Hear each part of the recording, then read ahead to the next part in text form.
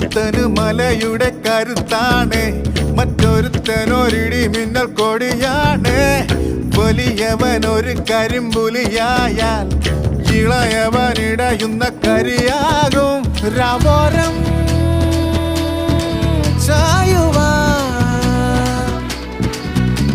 ഒന്നാണേ പൂങ്കുടിൽ. കണ്ടാലോ തുടരുന്നു കുളമ്പടികൾ.